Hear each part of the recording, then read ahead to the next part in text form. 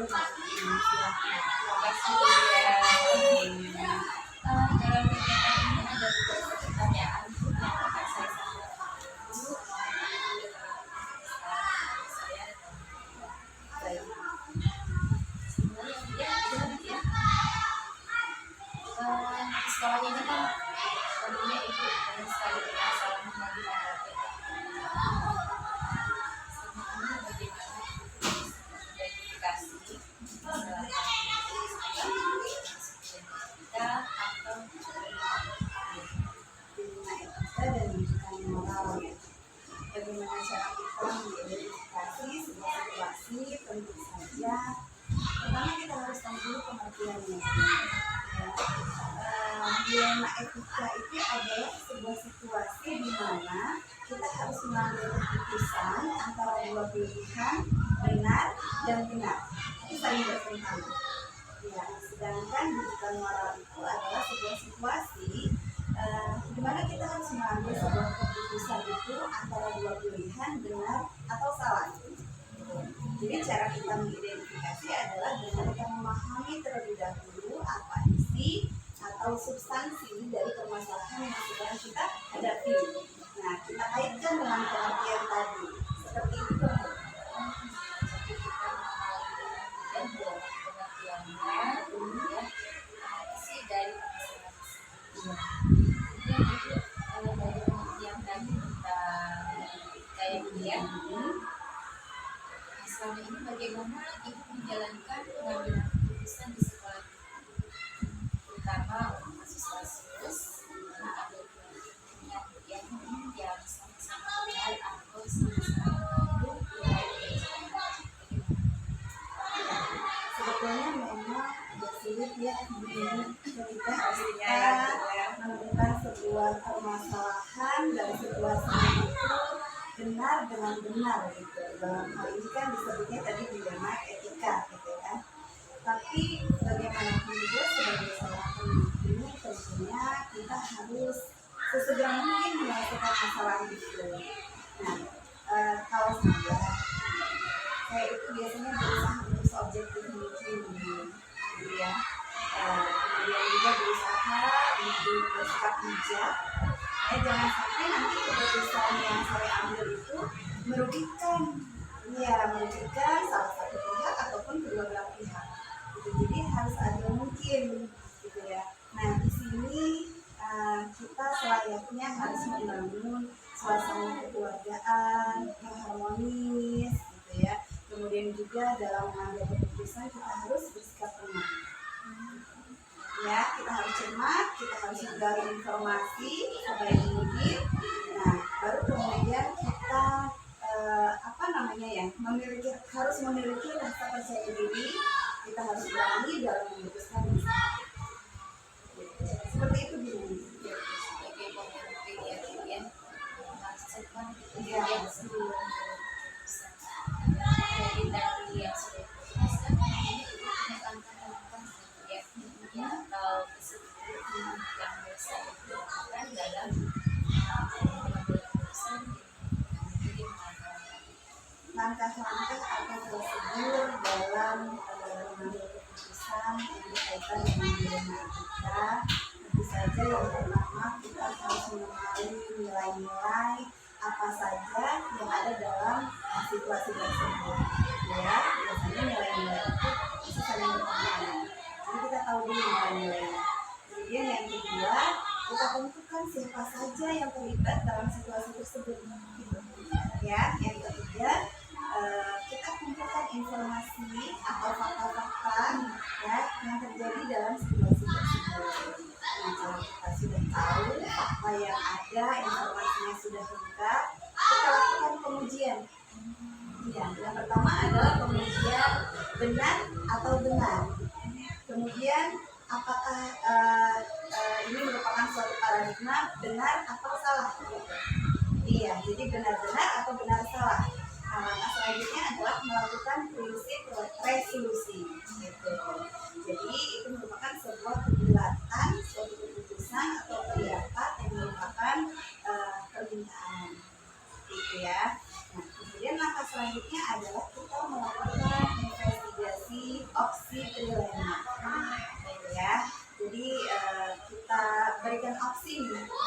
pemilihan sulit di antara 3 pilihan yang masing-masing tidak dapat diterima atau tidak disukai, gitu ya. Jadi kita berikan opsi dilema. Nanti kita pilih nih yang mana yang paling memungkinkan untuk kita ambil keputusannya. Kemudian setelah itu baru kita ambil keputusan, gitu ya. Setelah melakukan 7 langkah tadi, kita ambil keputusan. Dan setelah kita melakukan sebuah keputusan juga tidak putus sampai di situ aja, iya. Setelah itu kita lihat lagi, kita evaluasi lagi dari hasil keputusan yang tadi sudah kita ambil. Jadi seperti itu. Jadi sudah mendapatkan keputusan, tetap direfleksi ya. Ya, tetap harus kita refleksi dan evaluasi kembali. Apakah keputusan menyepakati, gitu ya. Ya, akhirnya kami kabulkan dari waktu, dan setelah waktu yang sudah ditentukan, alhamdulillah bapak ini bisa memenuhi, kemudian anak ini pun bisa melaksanakan tanggung jawabnya tadi untuk mengecat kembali tembok yang sudah dicoret-coret. Ya seperti itu dulu. Tapi tidak sampai di situ aja. Setelah itu kita lihat lagi nih apakah ada perubahan perilaku atau sikap anak ini ke arah yang lebih baik atau dia masih melakukan kesalahan yang sama. Jadi kita lakukan refleksi dan evaluasi setelah adanya pengambilan keputusan. Kemudian harus sangat penting juga ya, setelah keputusan jangan langsung begitu saja gitu ya. Ada refleksi. Pada saat ibu melakukan pengambilan keputusan tersebut ya, ada hal apa saja yang menjadi tantangan dia untuk melakukan keputusan dalam pengambilan tersebut? Ya, tantangan yang saya hadapi ketika menyelesaikan persoalan yang berkaitan dengan dilema etika itu seringkali menghadapi prinsip yang bersinggungan dengan prinsip-prinsip etika, ya. Walaupun sebenarnya itu tidak berkaitan dengan preferensi pribadi seseorang ya, Bu, namun merupakan sesuatu yang berlaku secara universal. Seperti itu sih tantangannya.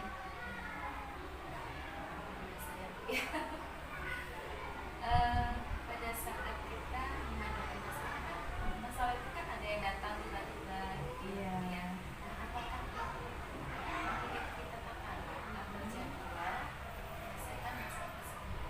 Artinya apakah langsung diselesaikan atau ibu mengambil jadwal khusus untuk menyelesaikan permasalahan atau kasus yang tidak? Kalau jadwal khusus sih tidak ya.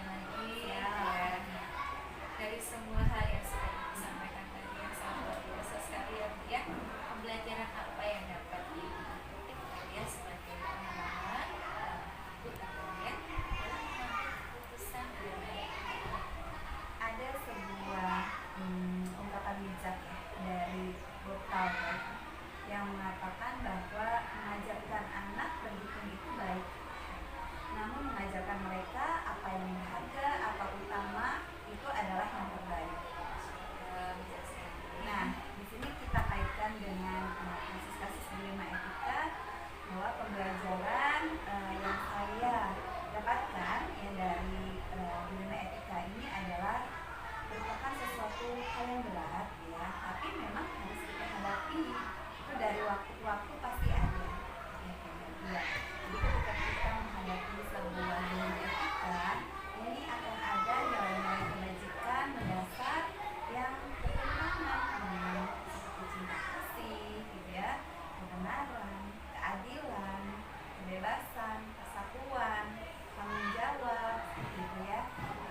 Namun dalam situasi ini kita dituntut menjadi teladan, seperti kata Ki Hajar Dewantara bahwa guru ataupun seorang pemimpin itu harus pinarso sintulodo ya, jadi harus menjadi tauladan bagi yang lain. Nah, di sini juga kita harus bersikap bijaksana dan tentu saja inovatif.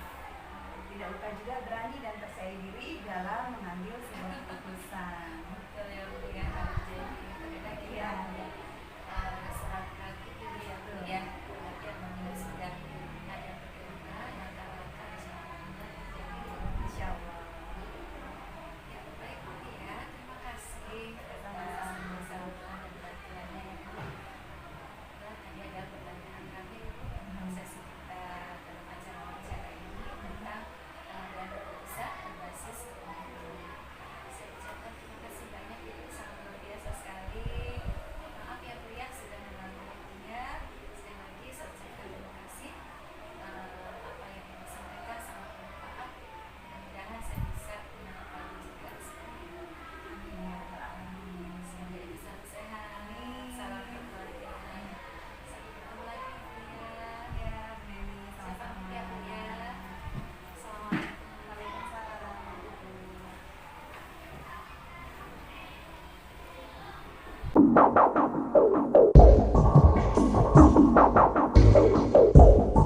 Waalaikumsalam. Assalamualaikum Bu Lucy. Waalaikumsalam, Neni. Apa kabar Ibu? Alhamdulillah sehat. Alhamdulillah.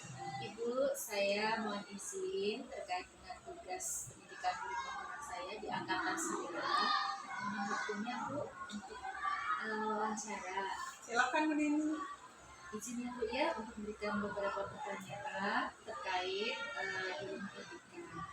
Yang pertama, selama ini bagaimana Ibu dapat mengidentifikasi antara misalkan ada suatu permasalahan itu termasuk dalam dilema etika atau juga tidak?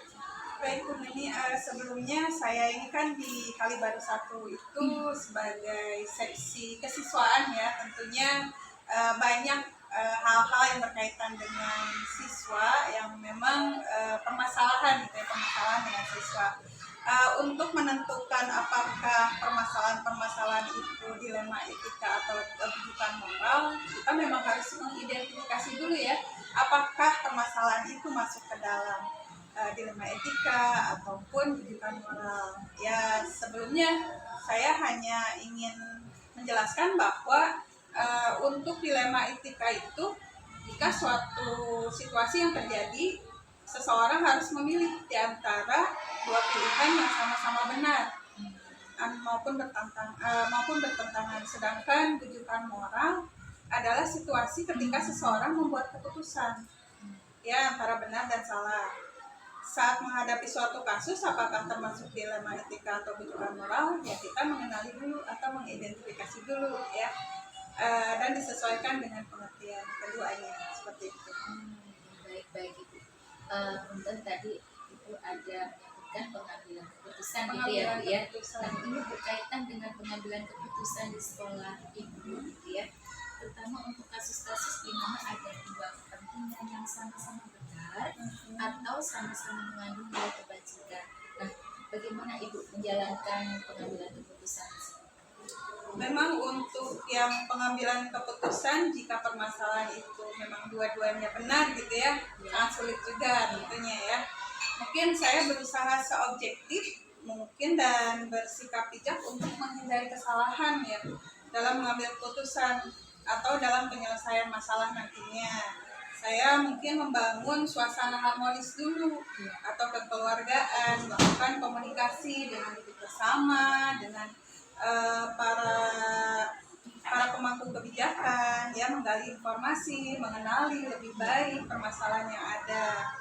Ya, selain itu saya juga harus memiliki keberanian dan percaya diri saat mengambil keputusan sesuai dengan semboyan Ki Hajar Dewantara bahwa kita itu sebagai tauladan ya, ingat sosok guru. Biasa sekali ya Bu ya. Jadi sebelum mengambil keputusan itu kita misalnya meningkatkan kepercayaan diri dulu ya Bu ya. Saya itu Nah ini sebelum mengambil keputusan tentunya ada langkah-langkah ya Bu ya yang tadi sudah Ibu sedikit jelaskan. Nah, mungkin bisa lebih spesifik itu Bu, langkah-langkah yang Ibu tempuh apa saja? mungkin untuk langkah-langkah dalam pengambilan keputusan apakah itu dalam dilema etika ataupun dudukan moral ya pertama sih memang kita harus mengenali dulu nilai-nilai yang saling bertentangannya itu apa gitu ya. Yang kedua menentukan siapa saja yang terlibat dalam situasi tersebut. Yang ketiganya yaitu mengumpulkan informasi atau fakta yang terjadi di lapangan ya. Yang keempat pengujian benar atau salah atas permasalahan yang ada. Yang kelima pengujian benar dan benar. Yang keenam melakukan prinsip resolusi. Apa itu prinsip resolusi? Yaitu kebulatan suatu putusan atau pendapat yang berupa permintaan. 7. Investigasi opsi trilema. Pemilihan sulit di antara 3 pilihan ya yang masing-masing tidak dapat diterima atau tidak disukai. 8. Membuat keputusan. Yang ke-9 pastinya kita harus merefleksi hasil keputusan tersebut. Seperti itu. Refleksi itu sangat penting Sangat ya. penting. Apakah kita memang sudah sesuai gitu kan? Atau ya mungkin ada yang perlu diperbaiki nantinya. Apakah kita salah nanti ya dalam memberikan solusi. Tadi itu sangat rinci sekali ya langkah-langkah mengambil keputusan. Tapi dari sekian langkah tersebut, apakah ada yang Ibu anggap efektif dalam pengambilan keputusan pada kasus dilema? Ya pada pemilihan keputusan ya dalam langkah-langkah tersebut yang memang harus diambil gitu ya. Yang pertama sih mengenali nilai-nilai yang saling bertentangan itu ya. Yang keduanya yang menentukan siapa saja yang terlibat, mengumpulkan informasi, pengujian benar dan pengujian benar atau salah gitu ya.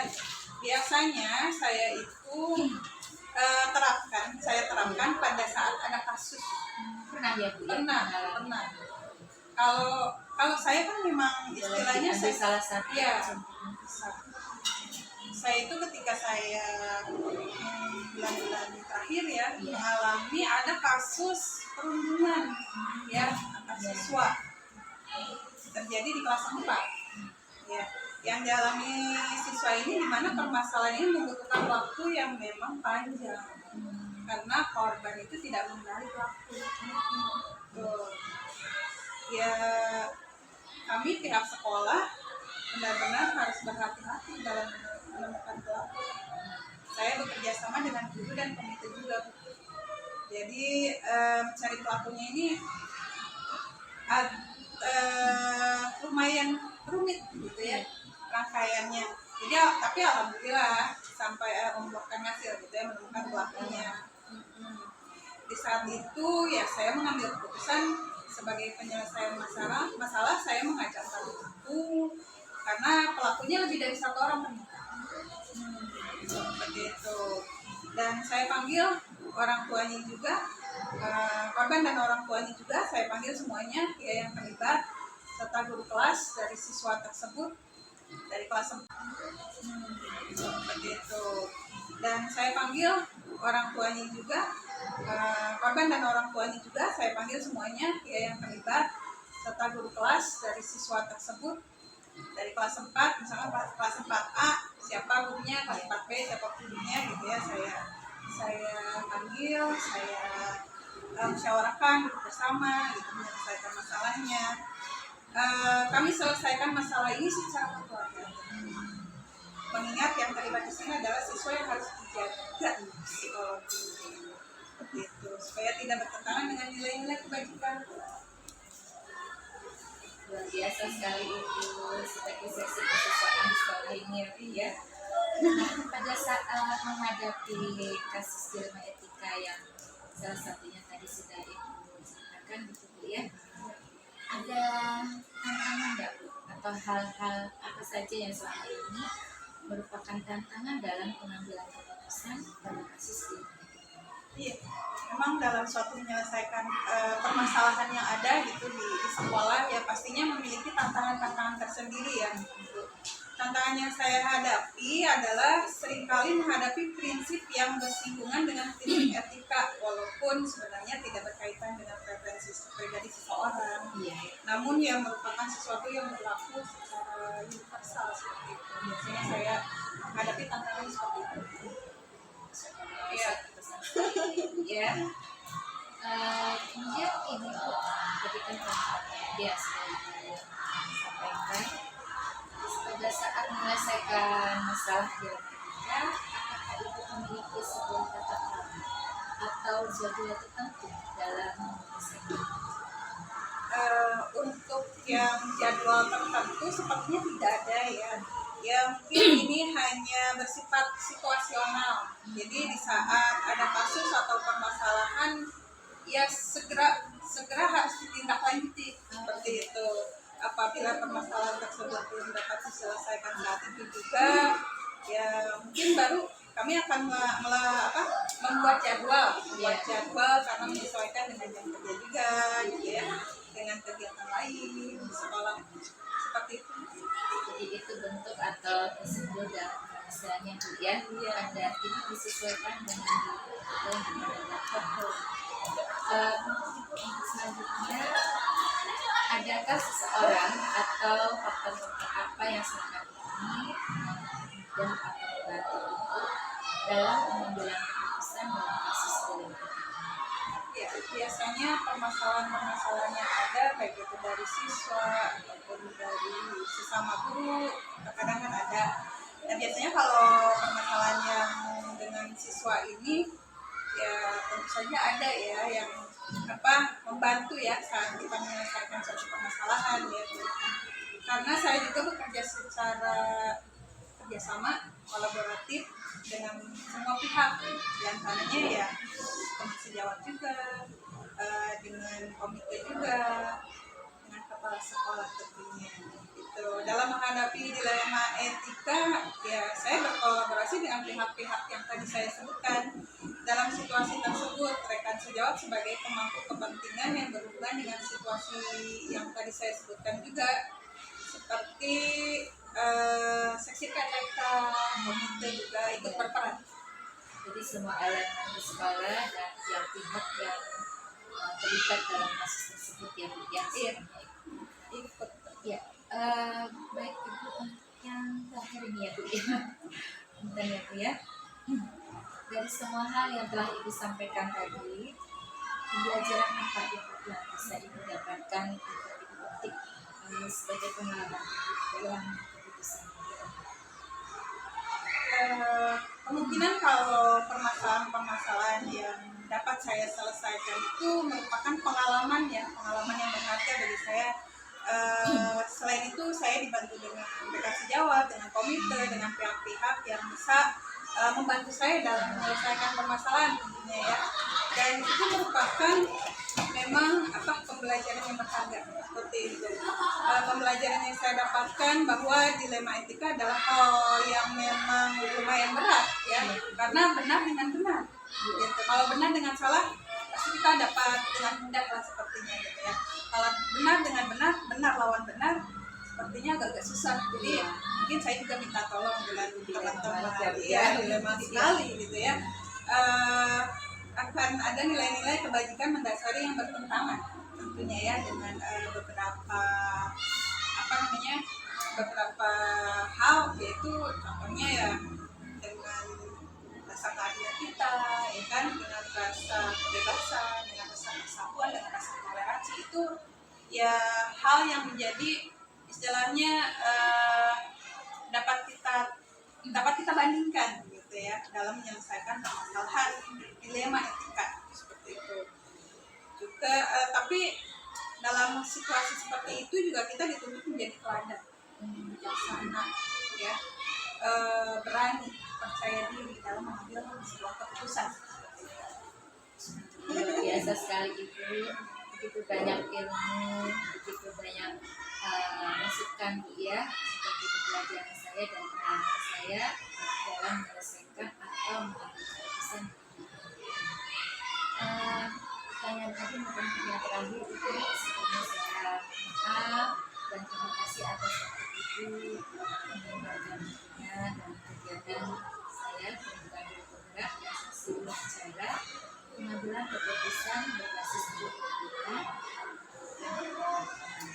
Sama-sama Bu Neni, mudah-mudahan apa yang saya sampaikan, apa yang saya alami sebagai pengalaman itu bisa diambil hikmahnya, manfaatnya untuk Bu Neni Sangat ya. luar biasa sekali, Ibu sangat bermanfaat dan Ibu selalu sehat. Amin. Terima kasih Ibu, salam keluarga. Sama-sama. Assalamualaikum. Waalaikumsalam.